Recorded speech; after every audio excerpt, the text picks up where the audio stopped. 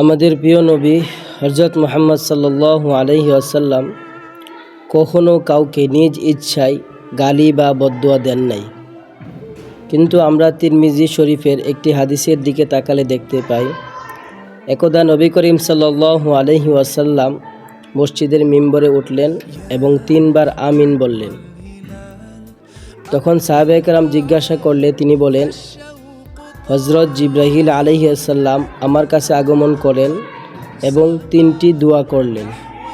তার মধ্যে প্রথম দোয়া, ধ্বংস তার জন্য যে ব্যক্তি রমজান মাস পাইল কিন্তু তার গুনাহসমূহ মাফ করাইতে পারল না। তখন রাসূল সাল্লাল্লাহু আলাইহি ওয়াসাল্লাম বললেন আমিন। দ্বিতীয় দোয়া, ধ্বংস তার জন্য যে ব্যক্তি আপনার নাম শুনল কিন্তু আপনার উপর দুরূদ পাঠ করল না। তখন রাসূল সাল্লাল্লাহু আলাইহি ওয়াসাল্লাম বললেন আমিন। তৃতীয় দোয়া, ধ্বংস তার জন্য যে ব্যক্তি তার বৃদ্ধ বাবা মা অথবা কোনো একজনকে বার্ধক্য অবস্থায় পেল এবং তাদের খেদমত করে জান্নাত হাসিল করতে পারল না। তখন রাসূল সাল্লাল্লাহু আলাইহি ওয়াসাল্লাম বললেন আমিন। আমি প্রথম দোয়াতে আবার যাচ্ছি। হযরত জিবরাইল আলাইহিস সালাম দোয়া করলেন, ধ্বংস তার জন্য যে ব্যক্তি রমজান মাস পাইল কিন্তু তার গুনাহসমূহ মাফ করাইতে পারল না।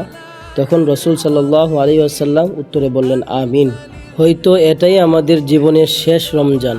আমরা কেউ জানি না আগামী রমজান পর্যন্ত আমরা বেঁচে থাকব কিনা। গত রমজানে যারা আমাদের সাথে একসাথে বসে ইফতার করেছিল, আমরা যাদের সাথে কাঁধে কাঁধ মিলিয়ে তারাবি নামাজ পড়েছিলাম, যারা আগামী বছর আবার একসাথে রোজা রাখবো বলেছিল, তারা অনেকেই অন্ধকার কবরে এখন শুয়ে আছে। সময় খুব দ্রুত চলে যাচ্ছে, কিন্তু আমরা ব্যস্ত দুনিয়ায়। ওই দিকে কবর আমাদের জন্য অপেক্ষা করতেছে।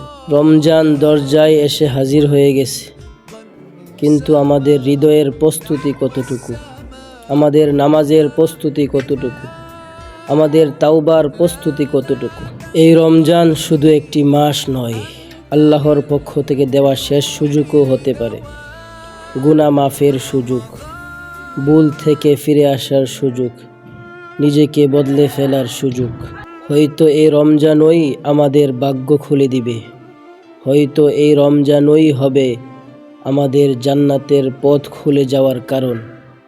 তাই আজ থেকেই নিজেকে প্রশ্ন করো, আমি আসলেই কতটুকু প্রস্তুত।